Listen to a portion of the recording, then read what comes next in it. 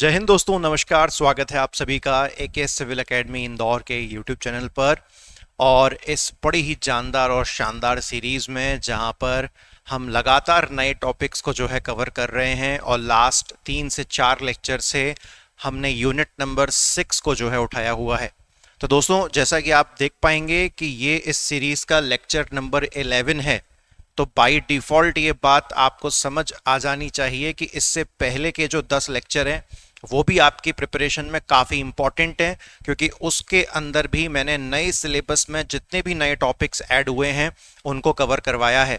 जैसे कि अगर मैं प्रीवियस कुछ लेक्चर्स की बात करूं जिस पर यूनिट 6 को हमने डेडिकेट करे हैं, जैसे कि current situation of MP in Indian economy, यानी कि भारतीय अर्थव्यवस्था में मध्य प्रदेश के क्या हालात हैं, इस टॉपिक को हमने कवर किया। ये नया टॉपिक था।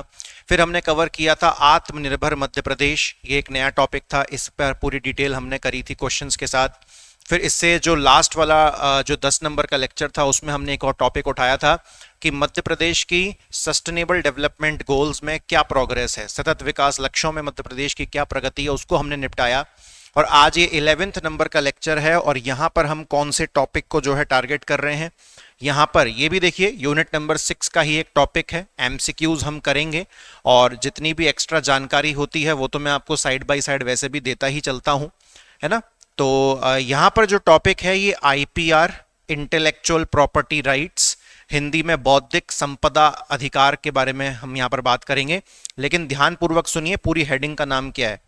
बौद्धिक संपदा अधिकारों की मध्य प्रदेश में प्रगति। यानी कि जो आईपीआर होते हैं, इंटेलेक्चुअल प्रॉपर्टी राइट्स जो होते हैं, उनकी प्रोग्रेस क्या चल रही है मध्य प्रदेश में। या फिर इसको थोड़ा सा अलग तरीके से भी हम समझ सकते हैं कि मध्य प्रदेश की प्रोग्रेस क्या चल रही है इंटेलेक्चुअल प्रॉपर्टी राइट्स यानी कि आईपीआर में। तो अगर आप ये वापस से, जब मैंने लास्ट 10वें नंबर का लेक्चर दिया था तो उस पर बहुत ज्यादा मैंने कम से कम 4 से 5 बार इसी पॉइंट पर जोर दिया था। वो पॉइंट क्या है? वो पॉइंट दोस्त ये है कि जब आप स्ट्रिक्टली सिलेबस के अनुसार पढ़ाई करते हो तो सही कायदा तो देखो वही होता है कि आप स्ट्रिक्टली सिलेबस के अनुसार जो तरीका है आप उसी को पढ़िए। इससे क्या है, आपका भटकाव भी कम से कम होगा। तो आपको ना पहले हेडिंग समझना बहुत जरूरी है। क्या इस हेडिंग में कहीं भी ऐसा ये लिखा है कि आपको आईपीआर क्या होता है, इंटेलेक्चुअल प्रॉपर्टी राइट क्या होता है, बौद्धिक संपदा अधिकार क्या होता है, ये पता होना चाहिए? क्या कहीं भी ऐसा लिखा है? नहीं। अगर आप हेडिंग को देखते हैं तो इस हेडिंग में इन्होंने एक शब्द जोड़ दिया है और वो शब्द क्या है? मध्य प्रदेश। यानी कि ये इस हेडिंग में जो कुछ भी पूछेंगे वो कायदे से किन चीजों से जोड़ के पूछेंगे? आईपीआर के बारे में तो पूछेंगे, लेकिन इसके साथ मध्य प्रदेश का क्या कनेक्शन है वो पूछेंगे, ना कि वो सिंपल आपसे आईपीआर क्या होता है, कैसा होता है, ये पूछेंगे। तो अगर आप बिल्कुल स्ट्रिक्टली सिलेबस के अनुसार चलोगे और इससे पिछला आपने 10 नंबर का 10th नंबर का लेक्चर भी देखा हो तो वहां पर भी मैंने आपसे कहा था कि हमको सस्टेनेबल डेवलपमेंट गोल्स के बारे में नहीं पढ़ना। सस्टेनेबल डेवलपमेंट गोल्स में मध्य प्रदेश ने क्या प्रोग्रेस करी है तो उसको एमपी के साथ कनेक्ट करके पूछना है। यानी कि कोई भी क्वेश्चन ऐसा नहीं होना चाहिए इन टॉपिक्स में जहां पर एमपी का जिक्र ही ना हो और आप इंडिया या फिर वर्ल्ड लेवल पर पूरा ये आईपीआर पढ़ने बैठ जाओ, तो उसका वहां पर कोई सेंस नहीं है, कोई मतलब नहीं है। ठीक है, लेकिन बस इतना जरूर कि आपको इस टॉपिक का मतलब क्या होता है उतना बस बेसिक पता होना चाहिए। उसके बाद आपका आपका हर क्वेश्चन एमपी के रेफरेंस में होना चाहिए। ओके, तो ये महत्व को आप समझिए और हेडिंग को सही तरीके से समझिए, वो सबसे बड़ा खेल है इसमें। आपको आईपीआर पढ़ते नहीं बैठना है। उसके बाद चलिए अब आगे बढ़ते हैं, प्रस्थान करते हैं हम लोग एक एक करके चीजों को जो है हम लोग यहाँ पर आगे बढ़ाएंगे और बहुत ही अच्छी तरीके से चीजों को जो है हम लोग यहाँ पर टैकल करेंगे। यहां पर क्या लिखा हुआ है? यहां पर लिखा हुआ है प्रोटेक्ट योर आइडिया। जैसे कि देखिए यहां पर 2 लोग काम कर रहे हैं, क्योंकि पहले मेरी ये जिम्मेदारी है कि आपको आईपीआर क्या होता है, सबसे पहले आईपी क्या होता है, इंटेलेक्चुअल प्रॉपर्टी, बौद्धिक संपदा, ये समझाना है। फिर उसके बाद आपको समझाना है कि आईपीआर क्या होता है, दोनों में डिफरेंस है, उस पर हम बात करेंगे। तो प्रोटेक्ट योर आइडिया, जैसे कि यहां पर आप और आपका मित्र जो है बात कर रहे हैं, ठीक है, और आप दोनों के मन में कोई एक विचार आया और जिसको आप भविष्य में एक अच्छे सक्सेसफुल बिजनेस में कन्वर्ट कर सकते हो। लेकिन किसी ने आपके इस विचार को, किसी ने आपके इस आइडिया को किसी ने चुरा लिया, तो ये चोरी ना हो सके, आपका आइडिया, आपकी मेहनत, आपका आविष्कार, इन सभी को सिक्योरिटी दी जा सके, कोई चुरा ना ले जाए। इसीलिए इस देश के और दुनिया भर के हर, अभी हम फिलहाल इंडिया की नजर से बात करें तो इस देश के हर व्यक्ति को एक अधिकार मिलता है जिसको हम इंटेलेक्चुअल प्रॉपर्टी राइट यानी कि बौद्धिक संपदा अधिकार कहते हैं। आइए एक बार फिर से रिपीट करते हैं। आपके द्वारा किसी आइडिया को जन्म दिया गया, या आपके दिमाग में कोई आइडिया या इन्वेंशन या आविष्कार कुछ आया, तो कहीं कोई उसको चुरा ना ले, तो उसको चोरी होने से बचाने के लिए हमारे पास कौन से राइट्स होते हैं? इंटेलेक्चुअल प्रॉपर्टी राइट्स, शॉर्ट में आईपीआर और हिंदी में बौद्धिक संपदा अधिकार। इतना क्लियर हुआ? चलिए, तो ये मुझे काफी अच्छी फोटो लगी थी बिकॉज इसमें सारा आइडिया बहुत आसानी से जो है हमको यहां पर पता चल जाता है। उसके बाद देखो मैंने यहां पर आपके लिए एक स्लाइड लगाई है। इस स्लाइड में होगा क्या, ये स्लाइड में मैं आपसे दो क्वेश्चन मैंने आपके लिए बनाए हैं। सबसे पहला क्वेश्चन जो आपके लिए बनाया है कि इंटेलेक्चुअल प्रॉपर्टी क्या होती है। सिंपल, क्योंकि आईपीआर पढ़ने से पहले, आईपीआर पढ़ने से पहले आपको पता होना चाहिए कि आईपी क्या होता है। जब आईपी पता चल जाएगा उसी के बाद आपको आईपीआर समझ में आएगा। इंटेलेक्चुअल प्रॉपर्टी यानी कि बौद्धिक संपदा, यहां पर आपकी किसी प्रॉपर्टी की बात हो रही है ऐसा महसूस हो रहा है, और हो भी बिल्कुल ऐसा ही रहा है। डेफिनेशन पढ़ते हैं। Intellectual property is the creation of mind of an individual which has commercial और मोरल वैल्यू। अर्थात क्या है, बौद्धिक संपदा एक ऐसी आपकी प्रॉपर्टी होती है जो पता है कैसे बनी है। जब किसी व्यक्ति के दिमाग में कुछ ऐसा आइडिया आता है, कुछ ऐसी रचना होती है जिस आइडिया को वो भविष्य में एक व्यवसाय में तब्दील कर सकता है, तो आपके उसी आइडिया को, आपकी उसी सोच को, आपकी उसी इमेजिनेशन को हम किस नाम से जानते हैं? इंटेलेक्चुअल प्रॉपर्टी, बौद्धिक संपदा। यानी कि इंटेलेक्चुअल प्रॉपर्टी कुछ और नहीं, बस वो आपका आइडिया है जो भविष्य में एक सक्सेसफुल बिजनेस बन सकता है। तो कहीं आपके इस आइडिया को कोई चुरा ना ले, कहीं आपकी इस इंटेलेक्चुअल प्रॉपर्टी को कोई चुरा ना ले, कहीं कोई आपकी इस बौद्धिक संपदा को चुरा ना ले, तो इसीलिए आपको क्या दिए जाते हैं? इंटेलेक्चुअल प्रॉपर्टी राइट्स जो है आपको दिए जाते हैं। ठीक है, तो इंटेलेक्चुअल प्रॉपर्टी राइट्स ये ऐसे अधिकार हैं जो आपकी इंटेलेक्चुअल प्रॉपर्टी को बचाते हैं, जो आपकी बौद्धिक संपदा की रक्षा करते हैं। ठीक है, कैसे रक्षा करते हैं देखो आओ। इंटेलेक्चुअल प्रॉपर्टी राइट्स, बौद्धिक संपदा अधिकार ऐसे अधिकार होते हैं जो आपको इस प्रकार की इजाजत या इस प्रकार का अधिकार देते हैं कि जो चीज आपके द्वारा बनाई गई है, यानी कि जो आपकी क्रिएशन है, जो आपकी रचना है, सिर्फ उसका बेनिफिट जो है सिर्फ और सिर्फ आपके पास ही पहुंचे। ठीक है, तो इंटेलेक्चुअल प्रॉपर्टी राइट वो अधिकार हैं जो इस बात को सुनिश्चित करवाते हैं कि जो क्रिएशन, जो रचना आपने की है, जो आइडिया आपका है, उसका पूरा लाभ, उसका पूरा बेनिफिट सिर्फ और सिर्फ कौन उठाओ? आप उठाओ। आई होप कि ये दोनों चीजें क्लियर हैं। तो आपका आइडिया इंटेलेक्चुअल प्रॉपर्टी, और उस आइडिया की सुरक्षा के लिए इंटेलेक्चुअल प्रॉपर्टी राइट्स। ओके, तो ये आपके बेसिक यहां पर जो है क्लियर हो जाते हैं। इसके बाद कोई आपको किसी भी तरीके से फंसा नहीं पाएगा। उसके बाद एक बेसिक और ये देख लो, फिर हम लगातार एमपी के रेफरेंस में जितने भी क्वेश्चंस हैं सिर्फ उन्हीं को करेंगे स्ट्रिक्टली। बहुत रिसर्च करी है मैंने इस टॉपिक के ऊपर, वो रिसर्च भी आपके साथ शेयर करूंगा। आप मुझे बताइएगा कि आपकी भी क्या राय है उस पर। अब ये देखो, ये यहां पर क्या कहता है, यहां पर कह रहा है कि बौद्धिक संपदा अधिकार, आईपीआर, जो अभी पीछे पड़ा है। और ये बेसिकली जो फ्लोचार्ट आपको दिख रहा है ना, टोटल 6 टाइप्स आपको दिख रहे हैं। तो आईपीआर के कितने टाइप्स होते हैं? आईपीआर के बेसिकली जो है दोस्तों 6 टाइप्स होते हैं। एक एक करके मैं आपको इसके बारे में समझा देता हूं। इंग्लिश में भी इनको इसी नाम से जानते हैं। एक होता है दोस्तों कॉपीराइट। कॉपीराइट बेसिकली कौन लेता है, कौन हासिल करता है कॉपीराइट को? जैसे कि मान के चलो मैं एक टीचर हूं, मैंने एक किताब लिखी, मैं नहीं चाहता कि मेरी उस किताब को कोई चोरी कर ले या उसकी कॉपी सेम करके फिर अपना पैसा कमाए, तो मैं क्या करूंगा, उस बुक का कॉपीराइट करवा लूंगा कि मेरे अलावा उस बुक को कोई और बेच नहीं सकता, ठीक है। या फिर मैं एक पेंटर हूं और कोई कहीं मेरी पेंटिंग की नकल ना उतार दे, तो मैंने उस पेंटिंग पे अपना कॉपीराइट करवा लिया।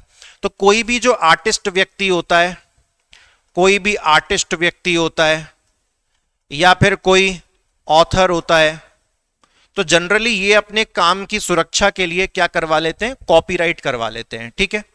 अब आपसे कभी कोई ये पूछ ले कि कॉपीराइट कितने साल तक चलता है, तो कॉपीराइट अगर एक बार करवा लिया तो कम से कम 60 साल के लिए चलता है।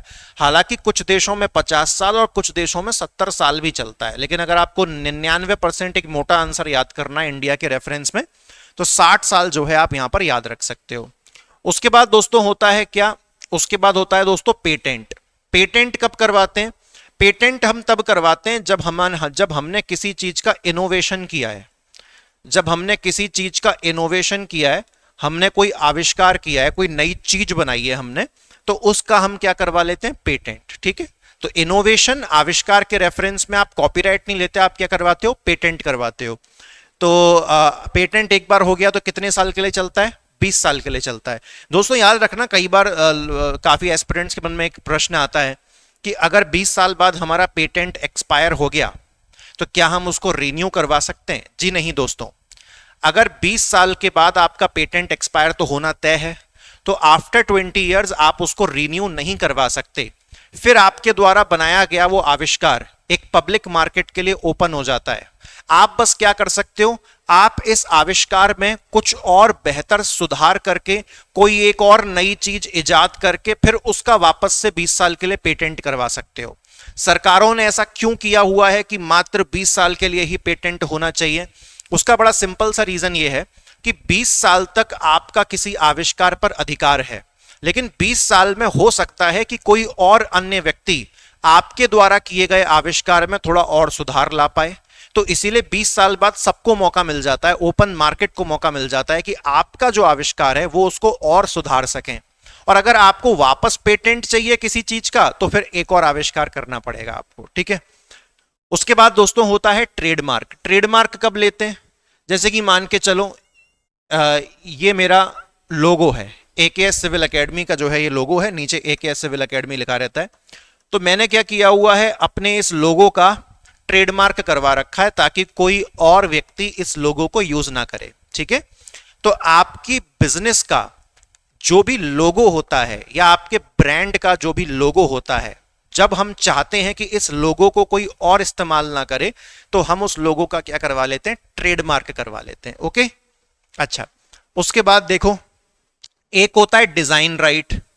ट्रेडमार्क कितने साल के लिए वैलिड होता है, 10 साल के लिए वैलिड होता है। डिजाइन राइट, डिजाइन राइट मतलब कोई एक कार मैन्युफैक्चरिंग कंपनी है, उसने अपनी कार का एक डिजाइन तैयार किया, अब इस डिजाइन को कोई और नकल नहीं कर सकता, तो उसके लिए हम क्या ले लेते हैं, फिर डिजाइन राइट ले लेते हैं। और ये भी कितने साल के लिए वैलिड होता है, 10 साल के लिए दोस्तों वैलिड होता है, ठीक है। एक होता है डेटाबेस अधिकार, ये 15 साल के लिए वैलिड होता है। डेटाबेस अधिकार क्या होता है, जरा सुनिएगा। मान के चलो मैंने इस कागज का कॉपीराइट करवा लिया, इस कागज का कॉपीराइट करवा लिया, तो इसमें दो चीजों का कॉपीराइट होगा। मैंने इस कागज में जो कंटेंट लिखा है उसका तो कॉपीराइट होगा ही होगा, और जिस स्टाइल से मैंने इस कंटेंट को लिखा है उसका भी कॉपीराइट होगा। तो कॉपीराइट दो चीजों का हो गया, जिस स्टाइल से मैंने कंटेंट लिखा है वो, और प्लस जो मैंने कंटेंट लिखा है वो, दोनों चीजों का कॉपीराइट होता है। लेकिन अगर किसी व्यक्ति को स्टाइल से फर्क नहीं पड़ता, बस जो उसने अंदर कंटेंट डाला है सिर्फ उसका अगर उसको सिक्योरिटी चाहिए, तो जब आप सिर्फ और सिर्फ कंटेंट की सिक्योरिटी लेते हो तब आप कौन सा राइट लेते हो, डेटाबेस राइट को जो है आप लोग परचेज करते हो, ओके। उसके बाद होता है दोस्तों परफॉर्मर राइट, जो कि कितने साल के लिए वैलिड रहता है, 50 साल के लिए वैलिड रहता है। क्या होता है परफॉर्मर राइट, सुनिए। अगर अमिताभ बच्चन है तो अमिताभ बच्चन की नकल, अमिताभ बच्चन की एक्टिंग और उनका नाम, अमिताभ बच्चन क्या है, एक परफॉर्मर है, तो उनका जो नाम है, उनकी जो आवाज है, उनकी जो एक्टिंग है, उनसे बिना पूछे आप कहीं भी इस्तेमाल नहीं कर सकते, है ना।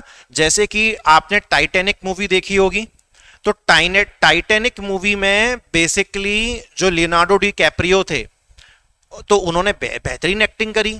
तो जब वो इतने फेमस हो गए तो उनकी फोटो ऑलमोस्ट हर एड में वो अपनी फोटो देखते, और लोगों ने बहुत पैसा कमाया उनकी फोटो लगा के उनके नाम से, और उन्हें बदले में कुछ नहीं मिला।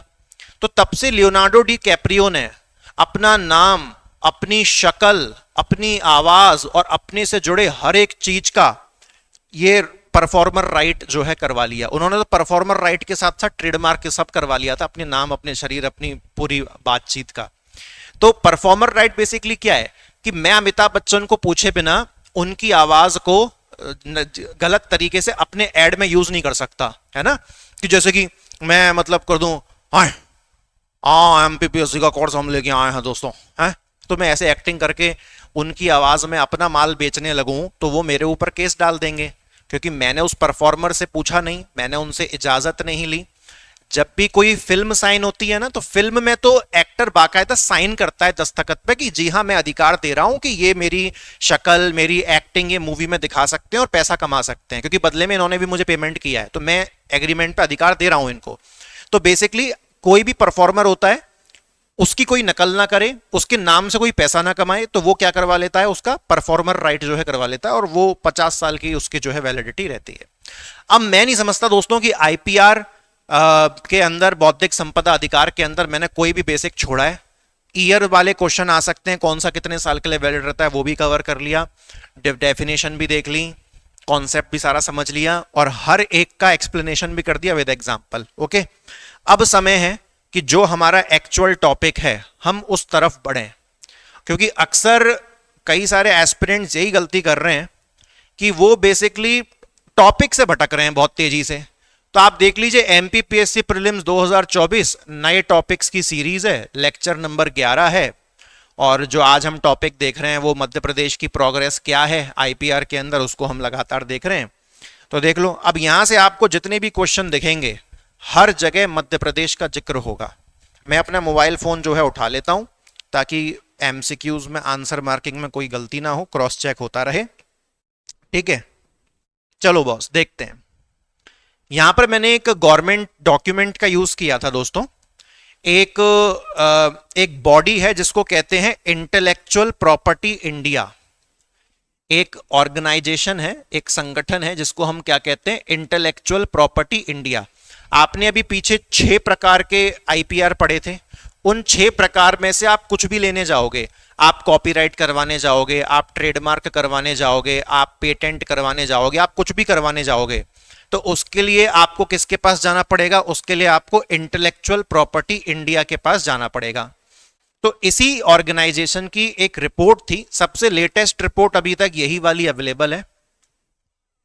क्योंकि सुनो, 2023 का साल तो अभी खत्म हुआ है, तो 2023-24 की रिपोर्ट नहीं आई है अभी, 2022-23 की रिपोर्ट आई है। इंटरनेट पे तो 2020, 21, 22 की भी बहुत रिपोर्ट पड़ी है, वो सब आउटडेटेड है, वो फॉलो नहीं करनी है अपने को, 2022-23 वाली रिपोर्ट फॉलो करनी है। अब इसमें सुनो, इसमें क्या पूछ रहा है आपसे, ध्यान से देखना। इसमें आपसे कह रहा है कि इंटेलेक्चुअल प्रॉपर्टी इंडिया ने अपनी 2022-23 की एक वार्षिक रिपोर्ट जारी करी है। तो उसके अनुसार आपको बताना है कि मध्य प्रदेश में इस साल के अंदर 2022-23 के अंदर मध्य प्रदेश में टोटल कितने पेटेंट फाइल करवाए गए हैं। पेटेंट मतलब कुछ नया बनाया होगा, कुछ आविष्कार किया होगा, ठीक है ना। आविष्कार का मतलब ये मत समझा करो कुछ बहुत बड़ा आविष्कार, कोई छोटी सी नई भी चीज भी आविष्कार में ही काउंट हो जाती है। तो आप देखो क्वेश्चन कितना प्यारा है कि वर्ष 2022-23 में मध्य प्रदेश में से टोटल कितने पेटेंट फाइल करे गए हैं। अब आप कनेक्ट करो इसको टॉपिक के साथ, मध्य प्रदेश और आईपीआर, और पेटेंट भी किसका पार्ट होता है, आईपीआर का ही पार्ट होता है। तो ये क्वेश्चन एकदम सटासट फिट बैठता है, बड़ा ढूंढ के उस पीडीएफ में से ये सर्च करके निकाला था। तो दोस्तों बताओ फिर, चलो अंदाजा लगा के देखो, 290 पेटेंट फाइल करे हैं एमपी से, या 398 पेटेंट फाइल करे हैं एमपी से, या 511 पेटेंट फाइल करे हैं एमपी से, या 646 पेटेंट फाइल करे हैं। तो दोस्तों जो इसका सही आंसर है वो है 646। जी हां, तो कुल मिला के 2022-23 के डेटा के अनुसार, जो कि लेटेस्ट हमारे पास उपलब्ध है, मध्य प्रदेश में से टोटल कितने पेटेंट फाइल करे गए हैं? 646 पेटेंट फाइल करे गए हैं। ठीक है, तो ये अपना क्लियर हुआ।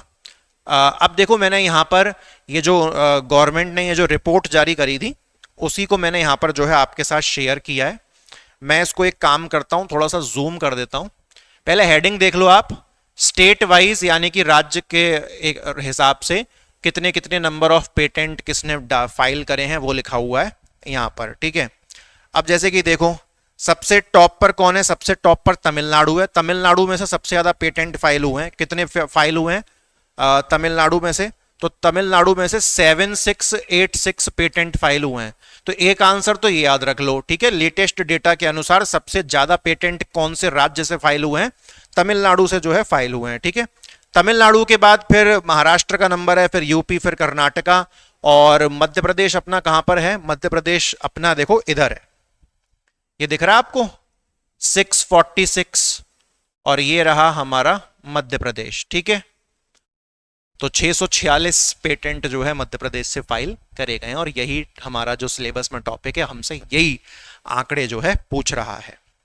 चलो आगे देखें, इसको थोड़ा छोटा कर लेते हैं वापस।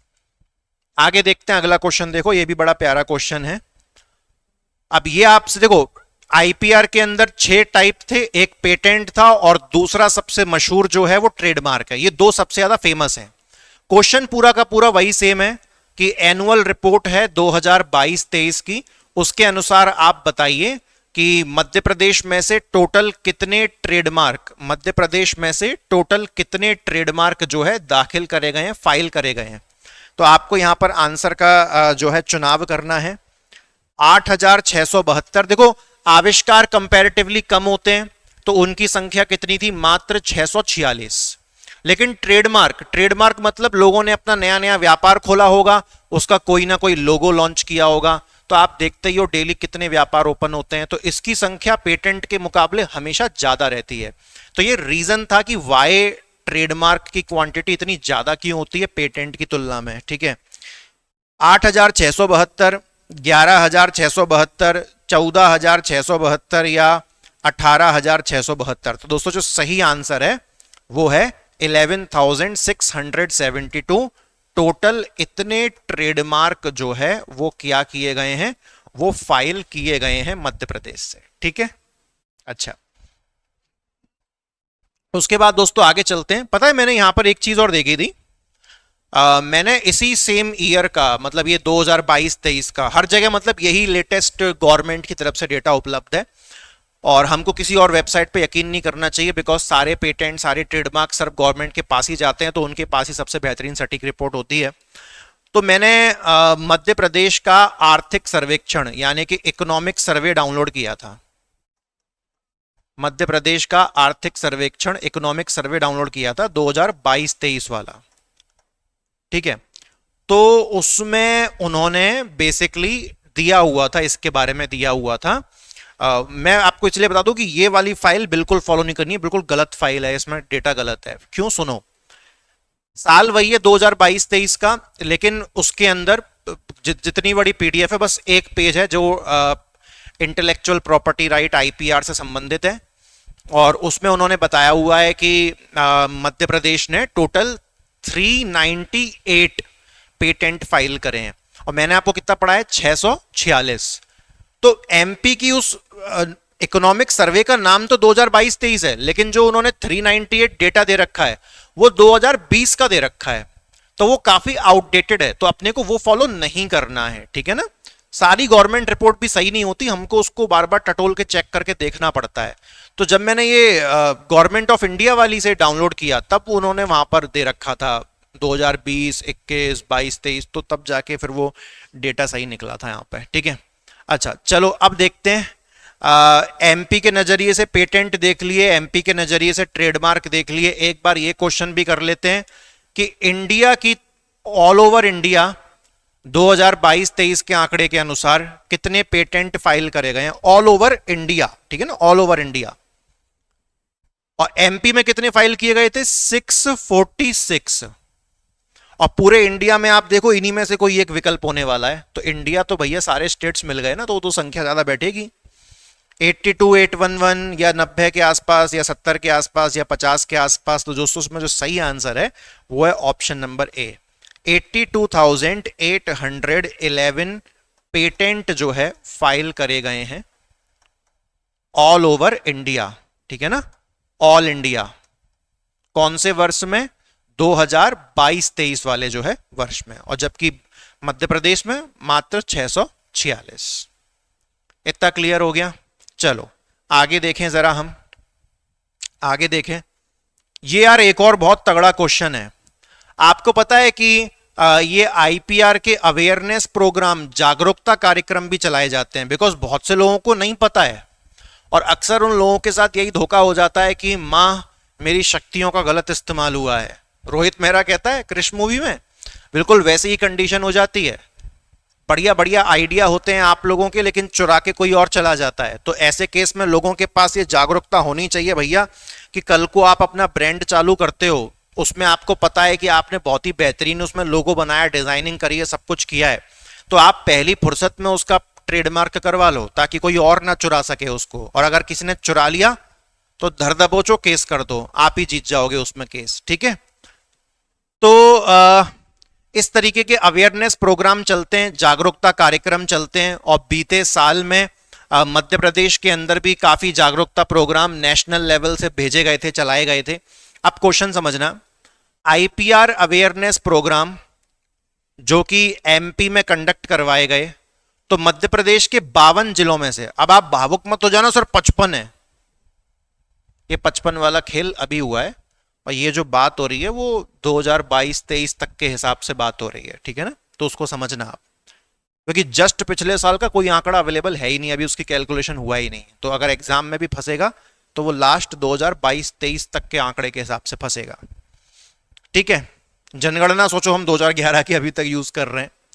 तो मध्य प्रदेश के 52 जिलों में से कितने जिलों में आईपीआर जागरूकता कार्यक्रम चलाया गया था? 52 में से 25 जिलों में, 52 में से 34 जिलों में, 52 में से 40 जिलों में, 52 में से 52 जिलों में। तो दोस्त इतना भरोसा तो मत करो कि इतना हो गया होगा, तो ऊपर के तीनों में से हमको कोई चुनना है। तो इसमें जो सही आंसर है वो है ऑप्शन नंबर बी, यानी कि मध्य प्रदेश के अंदर आईपीआर जागरूकता कार्यक्रम 52 में से लगभग 34 जिलों में चलाया गया था, ठीक है। एक भी क्वेश्चन ऐसा नहीं जा रहा जो एमपी से आउट हो रहा है। एमपी और आईपीआर दोनों साथ साथ चल रहे हैं यहां पर, ठीक है। इसलिए समय लग जाता है बिल्कुल सटीक कंटेंट बनाने में। अब दोस्तों यहां पर आके ना मेरा दिमाग बड़ा थक गया। मैंने कहा यार 4-5 क्वेश्चन बने हैं, और अब ये भी सही बात है, छोटा सा टॉपिक है, ऐसा जरूरी नहीं है कि इस मुश्किल से इस टॉपिक में कितना प्रश्न आ जाएगा, एक आ जाएगा, लेकिन उस एक क्वेश्चन के लिए हमको कम से कम 10 क्वेश्चन तो करने चाहिए। 10 गुना हमारी तैयारी होनी चाहिए, तब हम सोचेंगे कि उसमें से एक फंस जाएगा, ठीक है ना। तो यहां पर आके फिर मुझे लगा कि यार अब तो फिर कुछ बचा ही नहीं। ट्रेडमार्क कवर कर लिए, पेटेंट कवर कर लिए, इंडिया लेवल पर भी कवर कर लिए, आईपीआर भी पूरा समझा दिया, ये वाला क्वेश्चन भी लगा लिया। अब क्या करें? अब कहां से क्वेश्चन बनेगा? क्या अब वही करना पड़ेगा कि हम एमपी के नाम पर आईपीआर हेडिंग समझाने बैठ जाएं? तो वो तो यार सिलेबस का पार्ट है नहीं इस हेडिंग में। तो क्या करें? तो फिर मैंने थोड़ी सी रिसर्च करी, थोड़ा सा दिमाग लगाया। आप लोग खुद अपनी नॉलेज से बताइएगा, यहां से फैसला आपका है। यहां से अगर आप मेरी सोच से सहमत होते हो तभी इस वीडियो को आगे कंटिन्यू करना। अगर आप मेरी सोच से सहमत नहीं होते हो तो इस वीडियो को आगे कंटिन्यू मत करना। पहले यह सुन लो कि मैंने सोचा क्या है, उसके बाद आप सोचना कि आपको क्या करना है। मैंने आपको दोनों विकल्प दे दिए, कंटिन्यू करने के और नहीं करने के, ठीक है। मैं नहीं चाहता कि किसी भी वजह से आपका समय वेस्ट हो। दोस्त मैं सर्च कर रहा था और मेरे दिमाग में एक चीज आई जिसको हम लोग जानते हैं जीआई टैग के नाम से। आपने काफी बार सुना होगा, जब भी मध्य प्रदेश में जीआई टैग की बात आती है तो झाबुआ का कड़कनाथ, झाबुआ का कड़कनाथ मुर्गा, यही चलता है। तो मैंने देखा यार क्या जीआई टैग कहीं इस हेडिंग में वो हमसे छिपा के जीआई टैग पर तो नहीं पूछ रहे हैं, कुछ ऐसा मसला तो नहीं है। तो जब मैंने जीआई टैग, मैंने देखा यार इंटेलेक्चुअल प्रॉपर्टी राइट पे पूछ रहे हैं, जीआई टैग का तो कोई जिक्र ही नहीं है। फिर मैंने जीआई टैग पर थोड़ी सी रिसर्च करी। अब देखो रिसर्च में मुझे क्या निकल के आया, जब भी किसी चीज को, किसी प्रोडक्ट को, किसी वस्तु को जीआई टैग दिया जाता है, जीआई टैग को फुल फॉर्म क्या होता है, ज्योग्राफिकल आइडेंटिफिकेशन, है ना, आइडेंटिफिकेशन जो भी, जीआई टैग। तो इस जीआई टैग के लिए रजिस्ट्रेशन प्रोसेस होती होगी। तो मैं फिर वेबसाइट पे गया, मैंने देखा यार जीआई टैग हासिल करने के लिए रजिस्ट्रेशन प्रोसेस। अब ये सोचो वेबसाइट किसकी थी, ये वेबसाइट थी, देखो, official website of intellectual property India. यहां पर मेरा दिमाग घुमा, ये वही इंटेलेक्चुअल प्रॉपर्टी इंडिया है जिसकी एनुअल रिपोर्ट में से मैंने आपको पीछे 3 4 5 क्वेश्चन करवाए हैं। तो मतलब जो जीआई टैग है ना, वो भी किसके कंट्रोल में आता है, इंटेलेक्चुअल प्रॉपर्टी के कंट्रोल में आता है। पता है क्यों? क्योंकि जिस भी चीज को जीआई टैग मिल जाता है, फिर उस चीज का इस्तेमाल उस जगह के लोगों के अलावा कोई और नहीं कर सकता है। जैसे कि मान के चलो झाबुआ का कड़कनाथ मुर्गा, तो अब इस कड़कनाथ मुर्गे पर कोई और जिला क्लेम नहीं कर सकता, झाबुआ के लोग ही क्लेम कर सकते हैं कि जी हां कड़कनाथ मुर्गे की बात। अब मैं कल से ये कह दूं इंदौर का कड़कनाथ मुर्गा, अरे नहीं, बोलने को तो मैं कुछ भी कह सकता हूं, बट टेक्निकली लीगली कड़कनाथ मुर्गा मतलब झाबुआ। कड़कनाथ मुर्गे का जब जब नाम आएगा तब तब सिर्फ और सिर्फ झाबुआ का जिक्र होगा, सिर्फ और सिर्फ झाबुआ की ही बात होगी। तो एक तरीके से बेसिकली एक अधिकार मिल जाता है। तो जीआई टैग किसका, बेसिकली जीआई टैग किस कॉन्सेप्ट से कनेक्टेड है, जीआई टैग इंटेलेक्चुअल प्रॉपर्टी से कनेक्टेड है, बौद्धिक संपदा से कनेक्टेड है, और यही हमारा जो टॉपिक है सिलेबस में वो भी इंटेलेक्चुअल प्रॉपर्टी का है। तो यहां से इस सिलेबस में ये जो हेडिंग है ये इनडायरेक्टली आपको जीआई टैग पढ़ने को भी कह रही है, और वो भी पूरी शिद्दत से कह रही है कि एक एक जीआई टैग पढ़ के जाना, कुछ भी छोड़ के मत जाना मध्य प्रदेश के नजरिए से। खास तौर पे जो रिसेंट मिले हैं, जो लेटेस्ट जीआई टैग मिले हैं ना, वो पता है आपको लास्ट कब मिले हैं, 2022-23 में। क्योंकि 2023-24 का जो साल रहा है उसमें मध्य प्रदेश की किसी भी चीज को कोई जीआई टैग नहीं मिला। ये भी मैंने गवर्नमेंट ऑफ इंडिया की इंटेलेक्चुअल प्रॉपर्टी की बाकायदा जो पीडीएफ थी पिछले 10 सालों की, उसमें मैंने पूरा स्क्रॉल किया। तो 2023-24 में केवल उत्तर प्रदेश ने क्लेम किया है जीआई टैग, और 22-23 लास्ट था जब मध्य प्रदेश के काफी सारे प्रोडक्ट्स को जीआई टैग मिला था। तो वो सबसे लेटेस्ट पोर्शन है। और जो तथ्यवान का जो पेपर आता है 100 रुपए वाला करंट अफेयर्स का, उसमें भी जो है इस बात का पूरा जिक्र किया गया है दोस्तों। ठीक है, चलो आगे बढ़ते हैं। तो अब देखो, अब एक और मैं आपको प्रूफ देता हूं कि जो जीआई टैग होता है उसका पूरा पूरा कनेक्शन किसके साथ है, बौद्धिक संपदा के साथ है, इंटेलेक्चुअल प्रॉपर्टी के साथ है। भैया कायदे से देखो तो कड़कनाथ मुर्गा झाबुआ की इंटेलेक्चुअल प्रॉपर्टी है, झाबुआ की बौद्धिक संपदा है कि नहीं। तो जीआई टैग और आईपीआर दोनों का आपस में कनेक्शन है। फिर मैंने एक और एक बड़ी पॉपुलर सी वेबसाइट थी, मतलब आउट ऑफ, मतलब कोई एक इंटरनेशनल ऑर्गेनाइजेशन की थी, तो मैंने वहां से एक स्टेटमेंट ये भी उठाई थी, डेफिनेशन, कि जो जीआई टैग होता है यानी कि ज्योग्राफिकल इंडिकेशन, सॉरी मुझे आइडेंटिफिकेशन याद रह जाता है बार बार, ज्योग्राफिकल इंडिकेशन।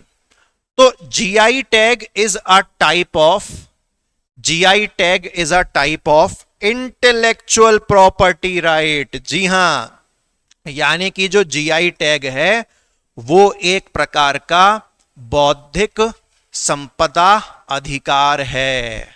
तो वही तो टॉपिक हमसे पूछ रहा है, मध्य प्रदेश की क्या प्रगति है, क्या प्रोग्रेस है आईपीआर में। तो ऊपर का पूरा पूरा हमने सारा बेसिक तो समझ ही लिया। अब हम यहां से जो फोकस करेंगे वो काहे पे करेंगे, जीआई टैग्स पर। अगर आप मेरे दिए गए प्रूफ और मेरे दिए गए रीजन और वो ऑफिशियल वेबसाइट से सहमत नहीं हो तो आप वीडियो यहीं बंद कर सकते हैं। और अगर आप पूरे प्रूफ के साथ सहमत हैं और आपने अपनी नॉलेज का इस्तेमाल करके अपने आप को एक सही सहमत आप कर पाए हैं, तो आप यहां से वीडियो कंटिन्यू करिए, बड़ा मजा आएगा अब हमको यहां से। अब दोस्तों ये हमारा क्वेश्चन नंबर 5 जो है अब चालू हुआ है, ठीक है। तो भैया बहुत दिमाग लगाना पड़ता है, क्या करें, क्योंकि आड़ा टेढ़ा टॉपिक मैं चाहता नहीं कि मेरी तरफ से किसी भी विद्यार्थी का समय बर्बाद हो। ऑफ द टॉपिक बातें नहीं पढ़नी है हमको। क्वेश्चन समझिएगा, 5वां क्वेश्चन है, मैंने इसमें भी देख लिया है। जो बटिक प्रिंट है, तो बटिक प्रिंट को, अब इसके क्वेश्चन में भी आंसर छुपा है, याद रखना। बटिक प्रिंट जो कि किस जिले का है वो आपको पता लगाना है ऑप्शन में से। और बटिक प्रिंट को जीआई टैग कब मिला है? 2022-23 में। अभी आप स्टार्टिंग में जितने भी क्वेश्चन अब लगातार देखोगे, मैंने सारे 2022-23 वाले जीआई टैग कवर कर लिए, एक भी नहीं छोड़ा, ताकि कोई समस्या अपने को आए ना। तो बटिक प्रिंट को जीआई टैग कब मिला है, पहले तो ये याद कर लो, 2022-23 में। अब बटिक प्रिंट कौन से जिले का है? उज्जैन, महेश्वर, अशोकनगर या रायसेन? तो दोस्तों जो इसमें सही आंसर है वो है उज्जैन। जो बटिक प्रिंट है वो उज्जैन का है और इसको जीआई टैग दिया गया है, ठीक है, 2022-23 में। अगला भी मैंने 2022-23 वाला ही लगा दिया है, यहां पर सारी लाइन से 2022-23 वाले लगाए हैं। हाँ भैया, गजक, मुरैना की गजक, मुरैना की गजक को जीआई टैग मिला है। आपको बताना है कब मिला है, 2023-24 में, 2022-23 में, 2021, ये ऑप्शन थोड़े सेम हो गए हैं, यहाँ पे 2020-21 होना चाहिए था, 2020-21 या 2021-22। तो ये छठे नंबर का क्वेश्चन है दोस्तों, और छठे नंबर के क्वेश्चन का जो आंसर है 2022-23। जैसे उज्जैन के बटिक प्रिंट को 2022-23 में जीआई टैग मिला है, ऐसे ही मुरैना की गजक को भी कब जीआई टैग मिला है? 2022-23 को। इसलिए स्टार्टिंग में सारे 2022-23 के ही क्वेश्चन मैंने रखे हैं। आंसर वैसे ही मैंने आउट कर दिया है यहां पर, ताकि कोई कंफ्यूजन आपको क्रिएट ना हो, लेकिन क्वेश्चन को अलग डिजाइन किया है थोड़ा, देखना। सुंदरजा मैंगो, यानी कि एक आम की किस्म है जिसका नाम है सुंदरजा। एक अपना वो होता है कौन सा, नूरजहां, नूरजहां आम सुना है आपने, पढ़ा होगा एमपीजीके में। 4 किलो का, 5 किलो का एक आम होता है, वो अलीराजपुर का होता है, वो अलग चीज है। ये कौन सा है? सुंदरजा आम। तो सुंदरजा आम को जीआई टैग कब मिला है? 2022-23 में। एक और क्वेश्चन आपका बन गया, कौन से जिले से ताल्लुकात रखता है ये सुंदरजा आम? तो ये सतना से ताल्लुकात रखता है, रीवा से, अलीराजपुर या ग्वालियर। अलीराजपुर तो आउट कर दो, क्योंकि इसमें तो मैंने बता दिया यहाँ पे नूरजहां आम होता है। इसका जो सही आंसर है दोस्तों वो क्या है? वो है Rewa. Rewa is the right answer. तो सुंदरजहां आम कहाँ का है? रीवा का। और जीआई टैग कब मिला है उसको? 2022-23 में जो है इसको जीआई टैग मिला है। अगला क्वेश्चन देखते हैं, आयरन क्राफ्ट, यानी कि लौह शिल्प, लोहे से, आयरन से क्राफ्ट के आइटम बनाना, तो ये कहां पर फेमस है? ये डिंडोरी में फेमस है। तो देखो क्वेश्चन में भी बहुत सी चीजें छुपी हो भैया, आपको फैक्ट मिल रहे हैं क्वेश्चन से कि आयरन क्राफ्ट, लौह शिल्प कहां की? डिंडोरी की। क्या मिला है इसको? GI tag. कौन से साल में मिला है? सारे ऑप्शन आपके सामने, सही आंसर आपको पता है 2022-23 में। जी हां, डिंडोरी के लौह शिल्प को भी 2022-23 में दोस्तों जो है जीआई टैग प्राप्त हुआ है। उसके बाद अगला क्वेश्चन देखेंगे, जबलपुर का संगमरमर, मार्बल लिखा है, जबलपुर का संगमरमर, इसको भी जीआई टैग मिल चुका है दोस्तों। कब मिला है? ये आंसर आपको पता है, 2022-23 में भी जो है इसको 9th नंबर का ऑप्शन नंबर बी। जी हां, तो जबलपुर के संगमरमर को 2022-23 में दोस्तों जीआई टैग मिला है। उसके बाद अगला क्वेश्चन देखते हैं। अगला क्वेश्चन क्या है? अगला क्वेश्चन है, मध्य प्रदेश में जो गोंड पेंटिंग की जाती है, आपसे ऐसे भी एग्जाम में पूछ सकता है, यूपी, राजस्थान, छत्तीसगढ़, एमपी, फिर आपसे पूछ लेगा कि गोंड पेंटिंग इनमें से कहां की है, जैसे रिसेंटली जीआई टैग मिला है, तो वो तो आप आसानी से पहचान लोगे, एमपी की है। क्वेश्चन मैंने यहां पर वापस से ईयर के हिसाब से डिजाइन किया है कि मध्य प्रदेश की गोंड पेंटिंग को जीआई टैग मिला है। कब मिला है आपको बताना है। तो मध्य प्रदेश की गोंड पेंटिंग को जो जीआई टैग मिला है वो 2022-23 में मिला है। तो लगातार सारे लाइन से 22-23 वाले हैं, हाथों हाथ याद करते चलिए आप, और कौन सी वस्तु कहां की है वो भी याद करते चलिए, चाहे बतिक प्रिंट हो, चाहे लौह शिल्प हो, है ना, या फिर सुंदरजा आम हो। उसके बाद दोस्तों आपको यहां पर बताना है, 2022-23 में ही एक और चीज को जीआई टैग मिला है, और ये है दोस्तों हैंडमेड कारपेट, यानी कि हस्त निर्मित गलीचे या फिर कालीन। हाथों से जो कारपेट बनाए जाते हैं, हैंडमेड कारपेट, 2022-23 में इनको जीआई टैग मिला है। तो ये कौन से जिले से ताल्लुकात रखते हैं? अलीराजपुर, अशोकनगर, भोपाल या फिर ग्वालियर? तो दोस्तों इसमें जो सही आंसर है वो है ग्वालियर। हैंडमेड कारपेट्स जो कि ग्वालियर के हैं, उनको 2022-23 में क्या मिला है? जीआई टैग जो है मिला है। उसके बाद अगला क्वेश्चन देखते हैं। अगला क्वेश्चन हमसे क्या कहता है? अगला क्वेश्चन हमसे कहता है, ये क्वेश्चन नंबर कौन सा आ गया अपना, 12th आ गया, ठीक है। बालाघाट की हथकरघा साड़ी, हैंडलूम जो होता है ना, हैंडलूम में जो साड़ी बनाई जाती है, बालाघाट की हथकरघा साड़ी बड़ी फेमस है दोस्तों। इसको भी जीआई टैग मिल गया है। कब मिला है? 2022-23। अब ये क्वेश्चन घूम के भी आ सकता है कि 2022-23 में हथकरघा साड़ी को जीआई टैग मिला है, बताइए कौन से जिले से ताल्लुकात रखती है ये साड़ी? तो ये ताल्लुकात रखती है दोस्तों बालाघाट जिले से, ठीक है। अगले प्रश्न पे चलते हैं।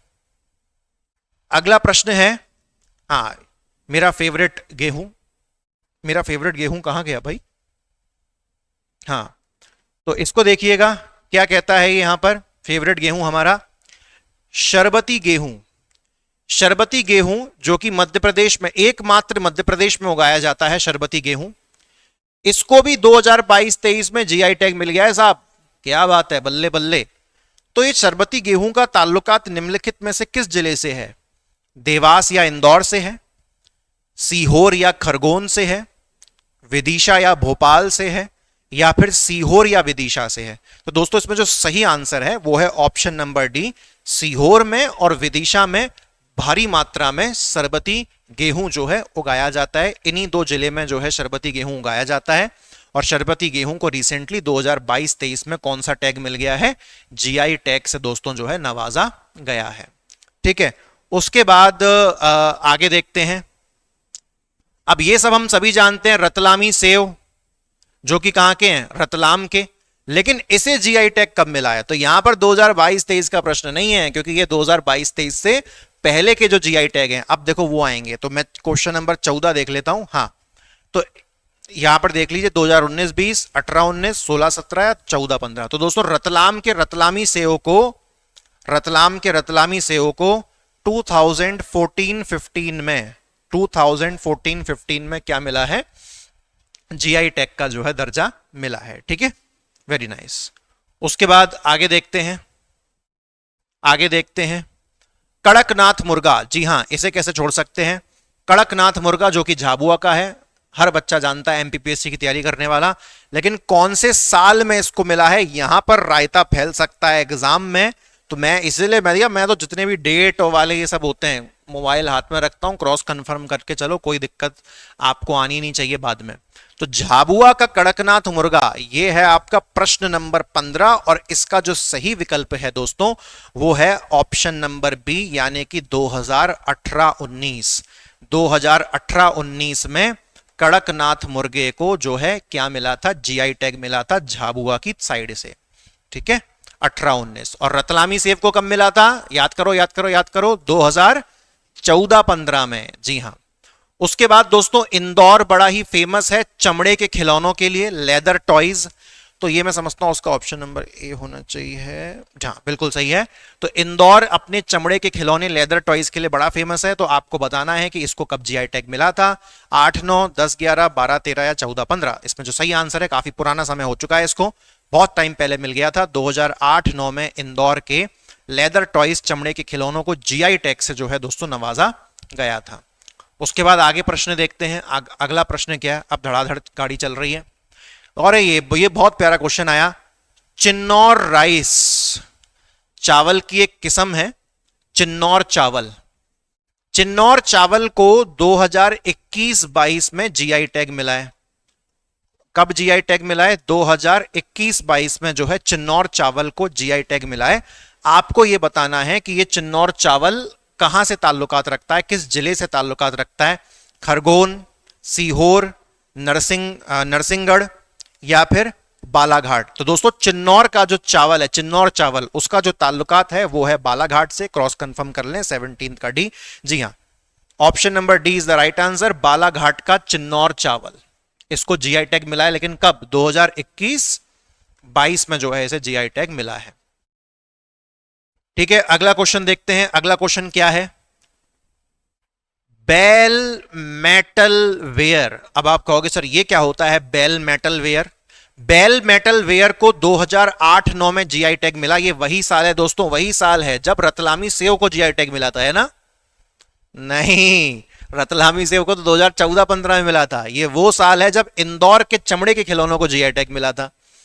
पहले ही समझ लो बेल मेटल वेयर क्या होता है। बेल मेटल क्या होता है, आपने वो देखा है, घंटे जो होते हैं मंदिर में, जो घंटे होते हैं उनका जो धातु होता है उसी को कहते हैं बेल मेटल, यानी कि एक ऐसा मेटल जिससे जिससे क्या बनाए जाते हैं, मंदिर के घंटे, यानी कि बेल बनाई जाती है, घंटा धातु जिसे हम कहते हैं, ठीक है ना। वेयर का मतलब क्या होता है, वेयर का मतलब आप समझ लो बर्तन होते हैं, बर्तन।